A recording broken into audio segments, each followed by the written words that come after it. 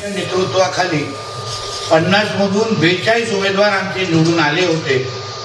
आता परत एकदा सन्मान्य राणे साहेबांच्या नेतृत्वात जे आम्ही जिल्हा परिषद पंचायत समित्या लढवल्या, आमचे मुख्यमंत्री म्हणून आदरणीय देवेंद्र फडणवीस साहेब, उपमुख्यमंत्री आमचे एकनाथ शिंदेजी, दुसरा उपमुख्यमंत्री आमच्या सुमित्राताई पवार यांच्या सगळ्यांच्या नेतृत्वावर विश्वास ठेवण्याचं काम आमच्या सिंधुदुर्गच्या जनतेने परत एकदा केलेलं आहे। आमचे प्रदेश अध्यक्ष रवी चव्हाणजी यांनी जे काय मार्गदर्शन आम्हाला केलं, जो पाठिंबा आम्हाला दिला, त्याच्यामुळे आम्ही सांघिक काम अतिशय चांगल्या पद्धतीने करू शकलो। सिंधुदुर्गाचा विकास, ग्रामीण भागाचा विकास आता अजून ताकदीने करण्याची एक चांगली संधी आम्हाला चालून आलेली आहे।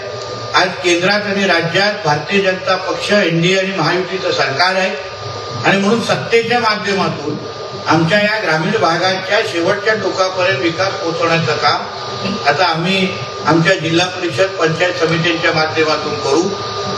आज भरपूर निधी देऊन जसा राणे साहेबांनी उल्लेख केला होता किंवा एक संकल्प केला होता की आमच्या जिल्ह्याचं दरडोई उत्पन्न हे 4.5 लाखाच्या घरात आम्हाला घेऊन जायचं आहे। तर विजयानंतर आता आपण पाहतोय नितेश राणे बोलत होते। दुसरीकडे एक महत्त्वाची बातमी समोर येते आहे। विश्वास पाटील यांचा मुलगा सचिन पाटील पराभूत झालेले आहेत। पाडळी खुर्द झेडपीमधनं सचिन पाटलांना पराभवाचा सामना करावा लागलाय।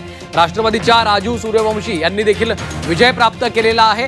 गोकुळचे माजी चेअरमन विश्वास पाटील यांना आता हा मोठा धक्का मानला जातोय, कारण विश्वास पाटलांच्या मुलाचा सचिन पाटील यांचा या निवडणुकीमध्ये पराभव झालेला आहे। पाडळी खुर्द जिल्हा परिषदेमधनं त्यांना पराभवाचा सामना करावा लागलेला आहे। राष्ट्रवादीनं त्यांचा पराभव केलेला आहे। तरी महत्त्वाची बातमी, गोकुळचे माजी चेअरमन विश्वास पाटील यांना हा मोठा धक्का मानला जातोय, कारण त्यांचा पुत्र सचिन पाटील यांचा पराभव झालेला आहे। पाडळी खुर्द झेडपीमधून सचिन पाटील हे पराभूत झालेले आहेत आणि यामध्येच राष्ट्रवादीच्या उमेदवाराचा विजय झालेला आहे। संभाजीनगरामधून बातमी, संभाजीनगरात अपक्ष उमेदवारानं एका मतानं विजय मिळवलेला आहे। फेर मतमोजणीमध्ये त्यांचा हा विजय झालेला आहे। एका मतानं त्यांचा विजय झालेला आहे। फेर मतमोजणी करण्यात आली आणि याच्यामध्ये सचिन गरड एका मताने विजयी झालेले आहेत। संभाजीनगरात अपक्ष उमेदवाराचा एका मतानं विजय झाला, ही महत्त्वाची बातमी।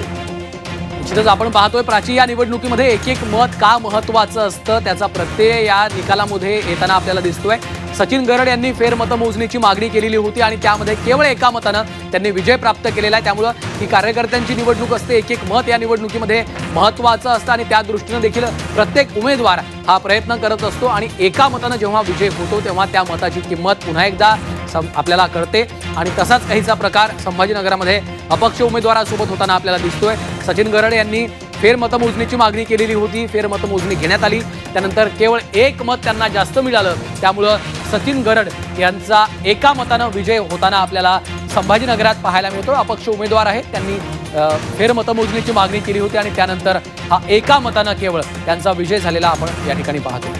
तर सचिन गरड यांनी अपक्ष म्हणून ही निवडणूक लढवलेली होती, मात्र निकालानंतर त्यांनी फेर मतमोजणी करावी अशी मागणी केली आणि या फेर मतमोजणीमध्ये एका मतानं त्यांचा विजय झालेला आहे। आता आणखीन एक महत्त्वाची बातमी, माणगावमध्ये सेना आणि राष्ट्रवादी 50-50 पाहायला मिळते, कारण झेडपीच्या 4 पैकी 2 जागा शिवसेना आणि 2 जागा एनसीपीनं जिंकलेल्या आहेत। माणगाव पंचायत समितीवर शिवसेनेचा झेंडा फडकलाय। 8 पैकी 5 जागा शिवसेनेला तर एनसीपीच्या 3 जागांवर विजय झालेला आहे।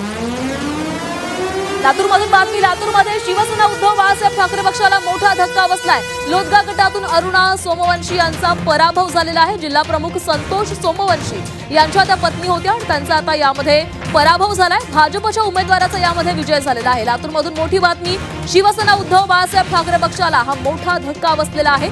लोदगा गटामधून उमेदवाराचा त्यांचा पराभव झालेला आहे, तर भाजपचा उमेदवार संतोष मुक्ता यांचा विजय झालेला आहे।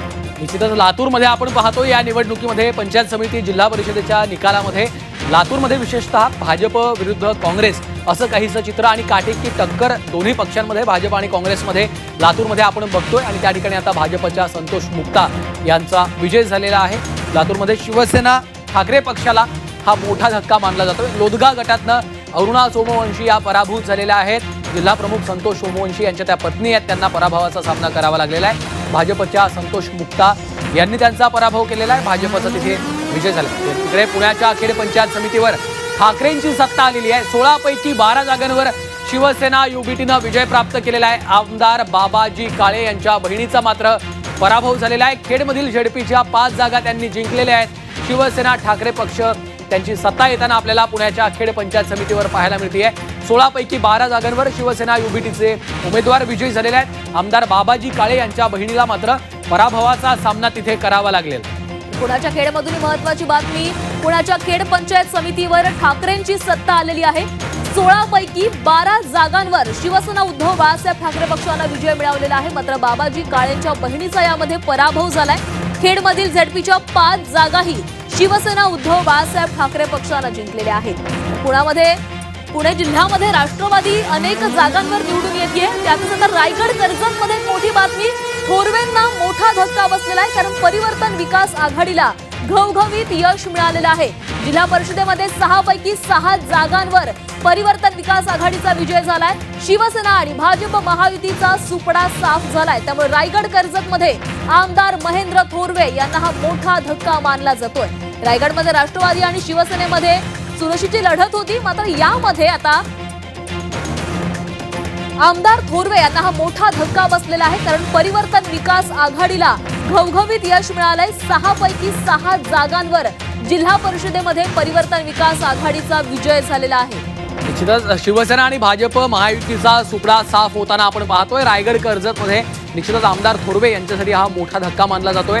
दुसरीकडे ग्राफिक्सच्या माध्यमातून आपण संभाजीनगरमधलं चित्र पाहूयात. भाजपचा 15 जागांवर विजय आहे. 17 जागा शिवसेनेच्या वाट्याला गेल्या आहेत. राष्ट्रवादी काँग्रेसच्या खात्यामध्ये 4 जागा, काँग्रेसला 2 जागा मिळत आहेत, तर शिवसेना ठाकरे पक्षाला 6 जागा मिळालेल्या आहेत. राष्ट्रवादी शरद पवार पक्षाला केवळ 1 जागा आणि इतरांना 5 जागा संभाजीनगरात आपल्याला पाहायला मिळत आहेत. संभाजीनगरमध्ये पुन्हा एकदा महायुतीनं आपलं वर्चस्व कायम राखलंय. तिकडे पुण्याच्या खेड पंचायत समितीवर ठाकरेंची सत्ता आल्याचं आपण बघतोय. 16 पैकी 12 जागांवर शिवसेना युबीटीनं विजय नोंदवलेला आहे. बाबाजी काळे आमदार आहेत, त्यांच्या बहिणीचा मात्र पराभव या निवडणुकीत झालाय. खेडमधील झेडपीच्या 5 जागा शिवसेना ठाकरे पक्षानं जिंकलेल्या आहेत. पुण्याच्या खेड पंचायत समितीवर ठाकरेंची एक हाती सत्ता येताना आपल्याला पाहायला मिळते. पुढची बातमी येते तळेगावमधून. तळेगाव झेडपीमध्ये भाजप उमेदवार विजयी झालेला आहे. दीपाली गव्हाणे 2878 मतांनी विजयी झाल्यात. आमदार बापू पठारे यांची मुलगीही विजयी झालेली आहे. तळेगाव गणातून भाजपच्या विद्या भुजबळ विजयी झालेल्या आहेत. तर तळेगावमधून या महत्वाची बातमी. तळेगाव झेडपीमध्ये भाजप उमेदवार विजयी झालेला आहे. दीपाली गव्हाणे 2878 मतांनी विजयी झाल्यात. आमदार बापू पठारे यांची मुलगीही विजयी झालेली आहे. तळेगाव गणातून भाजपच्या विद्या भुजबळ यांनी विजय प्रस्थापित केलेला आहे. तळेगाव झेडपीमध्ये भाजप उमेदवार विजयी झालेला आहे. आताची महत्वाची बातमी. तर कार्यकर्त्यांचा आपल्याला जल्लोष पाहायला मिळतोय. सर्वत्र जल्लोष केला जातोय. गुलालाची उधळण केली जाते. तळेगाव गणातून भाजपच्या विद्या भुजबळ या विजयी झालेल्या आहेत. तळेगाव झेडपीमध्ये भाजपचा उमेदवार विजयी झाला. दीपाली गव्हाणे 2878 मतांनी विजयी झालेल्या आहेत. बापू पठारे यांच्या कन्याही विजयी झाल्याचं कळतंय. तळेगाव गणातून भाजपच्या विद्या भुजबळ विजयी झाल्या. निश्चितच आपण पाहतोय धाराशिव मधलं चित्र पाहूयात. धाराशिवमध्ये भाजपच्या वाट्याला 10 जागा, शिवसेनेला 12, तर राष्ट्रवादीच्या खात्यामध्ये 4 जागा जिल्हा परिषदेच्या जाताना आपल्याला दिसत आहेत. धाराशिव मधलं चित्र आपण जिल्हा परिषदांचे काही कल आहेत, निकाल देखील आता हळूहळू हाती यायला लागलेले आहेत. लातूरमध्ये भाजपला 16 जागा, शिवसेनेला 2, राष्ट्रवादी काँग्रेसला 9 जागा मिळालेल्या आपल्याला लातूर जिल्हा परिषदांमध्ये पाहायला मिळत आहेत. लातूरमध्ये पुन्हा एकदा भाजप सर्वात मोठा पक्ष जिल्हा परिषदांमध्ये ठरताना दिसतोय.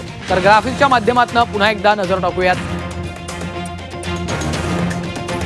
सोलापूरमधलं काय चित्र आहे? सोलापूरमध्ये आपण पाहतोय भाजप सर्वात मोठा पक्ष म्हणून पुढे येताना सोलापूरमध्ये आपल्याला पाहायला मिळतोय. सोलापुरात भाजपला 21 जागा मिळालेल्या आहेत. त्यांनी 21 जागांवर विजय नोंदवलेला आहे. 4 जागा शिवसेना शिंदे गटाला जाताना आपल्याला दिसत आहेत. सोलापूरमध्ये राष्ट्रवादी काँग्रेसला 9 जागा मिळताना दिसत आहेत. सोलापूरमध्ये पुन्हा एकदा भाजप सर्वात मोठा पक्ष आणि काँग्रेसला या ठिकाणी भोपळा देखील शून्य देखील फोडता आलेलं नाही, खातं देखील उघडता नाही आलं. जेव्हा की सोलापुरात काँग्रेसचा खासदार आहे. शिवसेना ठाकरे पक्षाला 0, राष्ट्रवादी शरद पवार पक्षाला देखील 0 जागा मिळताना आपल्याला पाहायला मिळत आहेत. इतरांना 4 जागा मिळताना आपल्याला सोलापुरात दिसतात. बातमी आली आहे. भोर बोलावडे गटामध्ये एनसीपीचा उमेदवार विजयी झालेला आहे. राष्ट्रवादीचे प्रवीण जगदाळे हे विजयी झालेले आहेत. मनीषा कंक यांचाही विजय झालेला आहे. राजेश बोडके मोठ्या मतांनी विजयी झालेले आहेत. भोर बोलावडे गटामध्ये एनसीपीचा उमेदवार विजयी झालेला आहे. राष्ट्रवादीचे प्रवीण जगदाळे विजयी झाले. माजी मंत्री सुरेश वरपुडकरांना मोठा धक्का बसलेला आहे. वरपुडकर कुटुंबातील 5 पैकी 4 जण पराभूत झालेले आहेत. मुलगा, मुलगी, सून आणि पुतण्या पराभूत झालेत. सुरुवातीपासूनच हे 4ही जण पिछाडीवर होते आणि आता आलेल्या निकालांमध्ये आज 4घांचाही पराभव झालेला आहे.